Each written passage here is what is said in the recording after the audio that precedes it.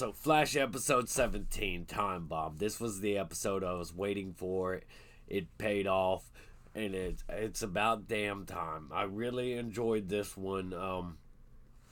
It starts all kind of slow, but in the end, the payoff was worth it. It really got great in the second half. There are some disappointments. Um, there are some things I didn't like about it, but that opening scene, the desperation on Nora's face when she's talking to Eobard about how the timeline changed and how he doesn't know who this cicada is and how it's created a problem and he's out of time. He can't help anymore. So I'm assuming he'll be facing his execution soon, but they're gonna have no choice but to go to him. Or maybe this was part of his plan to trick Nora into thinking. You can never tell with this guy. He's an expert. So Nora's all in panic mode, and he tells her to tell them the truth, and she doesn't. So this whole episode, you've got Cicada and his future daughter, well, niece, Grace. You know, he's seeing what kind of monster he was through her, and she's actually worse than him because she kills people.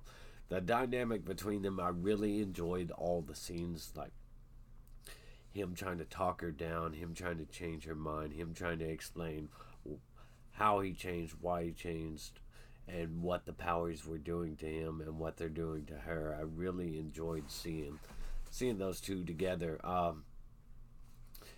And then you get into the other aspects of it where she goes to hunt down the person that actually killed her parents. I thought that was a pretty great thing because this whole time we know that her parents got killed by Meta, but we don't know who or why or how. And this episode we see that it was actually just an accident as Cisco and Barry and Nora go hunting this person down with the help of Joe, and it's great to have Joe back. It really is.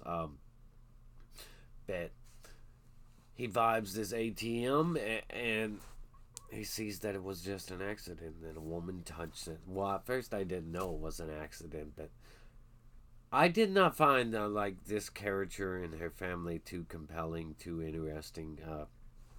But they went to her. She hadn't told her family anything about her powers. And she kept it to herself until it's too late and it comes out this episode. She refuses their help because she hasn't explained anything to her family. So you got this Grace. She has I can't remember how they described it. Like she's binded with dark matter and she can manipulate the dark matter in others and affect their powers as she does a couple of times in this episode, or at least with Cisco's breach, she prevents them from going through it. So she's far more advanced than Orlin was. I didn't really like the scene where she did the whole boomerang thing, where she broke through the wall and dodged the fire with her dagger and threw it around. I didn't particularly like that scene. I thought it was a little kind of cheesy and just not well played out. So, yeah, the thing where it leads to Grace coming after her parents' killer, and that woman's daughter gets hurt in the process of her using her powers to attempt to defend Flash. And this part kind of bothered me when her daughter ended up in the hospital, no serious injuries, but the father just kind of flipped out on her. I'm like, really, you're gonna flip out? I just didn't buy. I mean, it all depends on the person, but I just didn't buy that the father would flip out on the mother because the daughter accidentally got injured when she was trying to protect everybody and she had hid these powers from him. I just didn't buy that he would be so angry about it. But the best thing about this episode really wasn't this whole family. That was kind of it just I it didn't have really any impact for me because I kind of felt like she should own up to what she did in some way. Because she cost a little girl her parents, whether it was an accident or not. Uh, that's a big deal. Uh, but I found the Sherlock stuff absolutely compelling as he's investigating Nora throughout this episode, getting together little piece after piece, and a big clue was that Grace had the time sphere thing that Eobard had, and they have back at Star Labs. She had a duplicate, so that's quickly how they figured out she was from the future. And I just found Sherlock it to be compelling as he piecing together all this stuff, and it paid off. I do not buy though that they would not thoroughly investigate that wheelchair of Wells, where he had a little piece of tech hidden in there.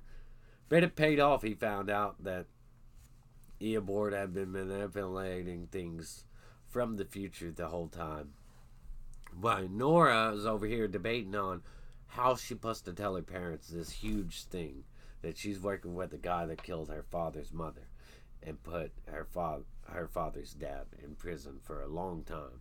Uh, so the drama was there, the tension, and but for the most part of the episode, for a big portion of it, the tension wasn't really played up through Nora, which I kind of found disappointing, because in the end, when Sherlock confronts Nora, when the whole group's right there, and they know Nora's got something to tell them that she doesn't want to, Sherlock running through the notes, running off all the reasons, all the things, piecing together everything for everybody in the room, and coming to the conclusion of who she's working with.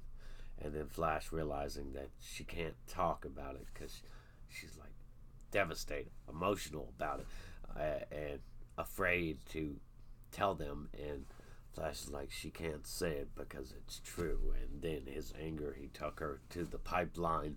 That was absolutely great. I liked the emotion in there. It should have been played up the whole time. Her being afraid that they're gonna find out. It just really amp up that tension more than it was. But a big portion of the episode, like I said, between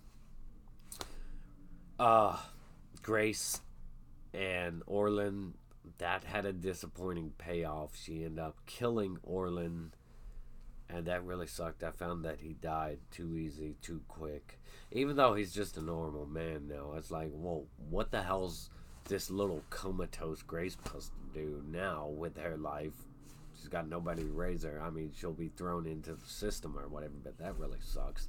That's a disappointing direction, because I was hoping that, everything would be resolved and they would find some way for them to still have a relationship with each other, because he really stepped up this episode, tried to talk her down, tried to make her realize she's wrong in everything she's doing, and it's the powers affecting her. And he made the mistake of saying one wrong word, and that cost him his life because she killed him. It sucked. I was really liking him this episode. For the most part, his acting's been a little bit here and there, especially when he's Cicada. It's been pretty cringeworthy at times. But here in this scene where he's trying to talk her down, it was really great scene. I'm disappointed that it resulted in this outcome. But the payoff for the episode, everybody finding out that Nora's been working with Sherlock the whole time, that was great. I also got to mention that the whole thing between Ralph and Cisco, that was pretty fun. There were a lot of Spider-Man references. Ralph was trying to get Cisco's girlfriend in on the team, and Cisco was getting pissed off, and I really enjoyed that aspect of the episode. And I thought it was cool that now not Nora, but Iris has somebody work for the paper. So I thought this episode was easily an 8 out of 10 Like, subscribe, comment your favorite moments down below. Stay awesome. Rock on.